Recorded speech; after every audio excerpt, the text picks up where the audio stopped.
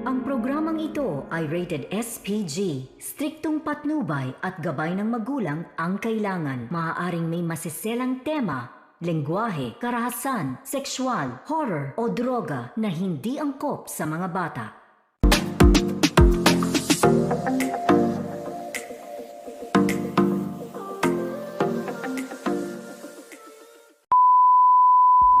Nagpadala ng invitation card si Greta V nila Allison, Blair at Riley.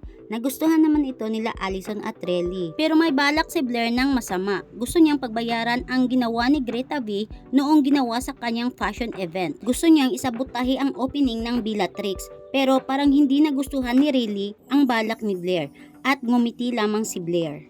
Nung dumating na ang araw ng opening ng Bellatrix, pumunta ang magkaibigan na si Allison, Riley at Blair. At nang in-announce na ang pangalan ni Greta V at lumabas na, natingala ang lahat, pati ang magkaibigan. Pero ito pala si Blair ay sumenya siya sa lalaki ng kanyang kasabwat na ipagpatuloy ang plano na bomb threat. At nung sumigaw na ang lalaki na may bomba, agad-agad nagtakbuhan ang mga tao. At si Greta V ang naiwan at nadaganan ito ng palamuti. At buti na lang hindi ito masyadong mabigat. At binalikan naman ni Jared si Greta V at agad itong tinulungan. At nang ligtas na si Greta V sa bomb threat, umupo sila sa isang sulok at sila ay nag-usap. Tinititigan ni Jared ang mga mata ni Greta V at parang may naalala siya nito. At umiwas naman si Greta V sa titig nito at nagbiro.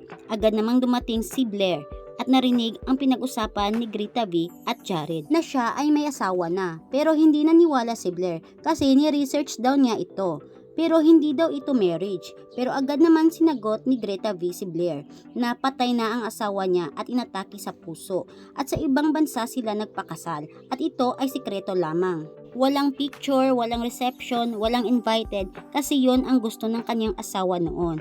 Namisteryuhan naman si Blair kay Greta sa mga sinasabi nito. Pagkatapos ng pag-uusap nila, umalis na agad si Blair at Jared. Nung pumunta na si Greta V sa dressing room at naalala niya ang sinasabi ni Blair sa kanya at doon napagtanto niya na sinadya ang pagpeke ng bomb threat sa event niya. At umuwi na si Greta V sa kanyang bahay at nagkita sila ni attorney at ito ay nagtaka na pumunta si Greta V sa bahay ng kanyang kliyente. At kinabukasan nagkita si Greta V at si Blair. At prangkang sinabi ni Greta V ka Blair na si Blair ang pakana ng bomb threat at alam na ito ng mga pulis. Magsasabi nga ba ng totoo si Blair at bakit nagtataka si attorney na nakita niya si Greta V sa bahay ng kanyang kliyente?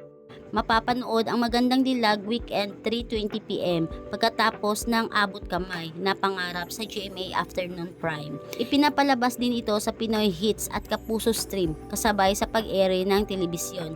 Magiging available naman po ang full episodic highlights sa programang gmanetwork.com, GMA Network YouTube channel at GMA Drama social media page. Para sa mga kapuso abroad, bisitahin niyo po ang gmatv.com, subscribe para malaman kung paano mapanood ang Magandang Dilag overseas. Kung gusto niyo tong mga ganitong video, please like and subscribe my YouTube channel and don't forget to click the notification bell para updated kayo sa mga sumusunod nating video. Salamat!